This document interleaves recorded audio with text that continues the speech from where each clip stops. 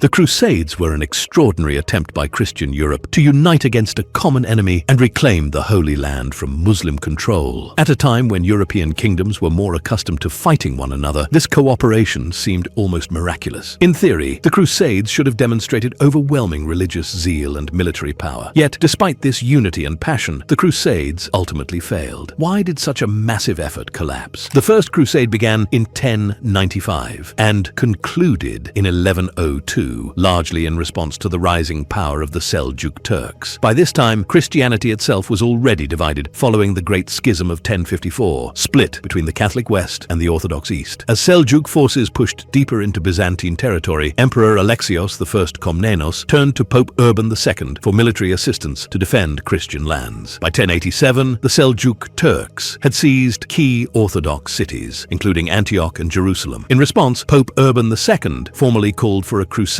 on November 27, 1095, at the Council of Clermont. Over the following year, he encouraged Christians across Europe to take the cross, promising spiritual salvation and forgiveness of sins in return. Roughly 60,000 Crusaders eventually set out toward the east. Meanwhile, the Seljuks were locked in conflict with the Fatimid Caliphate of Egypt, which managed to capture Jerusalem just months before the Crusaders arrived. Although Emperor Alexios had hoped for trained knights, most of the crusading force consisted of peasants and irregular fighters. Despite this, the First Crusade succeeded. Antioch and Jerusalem were retaken, several other territories were seized, and 5 Christian states were established in the region. However, this remarkable victory did not satisfy the wider Christian world. Instead of securing peace, it fueled expectations for further campaigns. The Second Crusade was launched in 1147 with the intended goal of recapturing the city of Edessa. Yet Pope Eugenius III's call to arms was vague, presenting the campaign as a general mission to defend holy relics, rather than naming a specific target. This lack of clarity led to confusion among Crusader leaders and competing priorities on the battlefield. Poor coordination, internal disputes between Western and Eastern forces, and ineffective strategy doomed the campaign. Although minor successes occurred in Iberia and the Baltic region, the Second Crusade ended in humiliation and failure in the Levant. This disaster set the stage for the Third Crusade, launched in 1189 after Jerusalem fell to the Ayyubid ruler Saladin. Determined to restore Christian prestige, European leaders committed fully to the campaign. Early successes, including the capture of Acre, briefly suggested redemption. However, the campaign took a heavy toll. By its end, only one of the 3 crusading kings remained alive, and his army was badly weakened. When Richard I of England finally reached the outskirts of Jerusalem, he realized that attempting a siege against Saladin's forces would be disastrous. He withdrew instead, leaving Jerusalem in Muslim hands. Rather than restoring morale, the Third Crusade became the most demoralizing effort yet. In 1202, Pope Innocent III called for another crusade, once again intending to reclaim Jerusalem. Yet the Fourth Crusade took a shocking and destructive turn. Instead of targeting Muslim territory, the Crusaders ultimately attacked Constantinople itself. Financial troubles emerged immediately. Unable to pay Venice for transport, the Crusaders agreed to assist the Venetians by capturing the Christian city of Zara. When Pope Innocent learned of this, he excommunicated those involved. Events soon spiraled further out of control, and the Crusaders redirected their campaign toward Constantinople. After failed political maneuvering and a change of Byzantine leadership, violence became inevitable. On April 12, 1204, Crusader forces breached the city. What followed was a brutal sack marked by widespread massacre, rape, and the destruction of churches and property. The Venetians claimed a large portion of Byzantine territory, and a Latin emperor was installed. The Byzantine Empire never fully recovered. The Fourth Crusade exposed that political ambition and greed had replaced the religious ideals that once justified the crusading cause.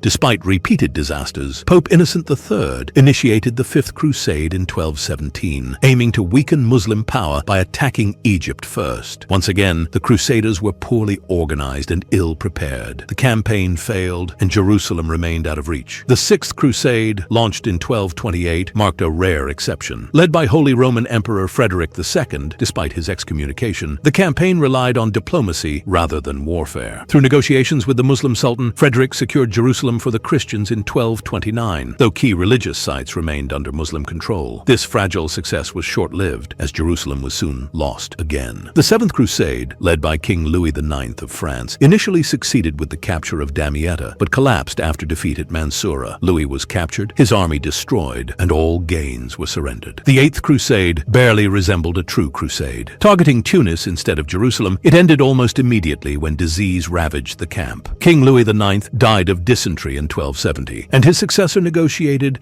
a limited agreement before abandoning the campaign entirely. One last effort followed with the Ninth Crusade, led by Lord Edward of England. By this point, enthusiasm for crusading had nearly vanished. With limited forces and modest success, Edward eventually agreed to a truce with Muslim leaders in 1272 and returned home. Jerusalem was never reclaimed. Ultimately, the Crusades failed not because of a single event, but due to recurring patterns: poor planning, internal conflict, unclear leadership, and unprepared armies. Many crusaders were hastily assembled volunteers driven by faith rather than discipline. Even when kings and generals joined the cause, it was rarely enough to overcome these weaknesses. In the end, the reason for failure is clear. Every crusade repeated the same mistakes, ensuring that each campaign fell apart just like the last.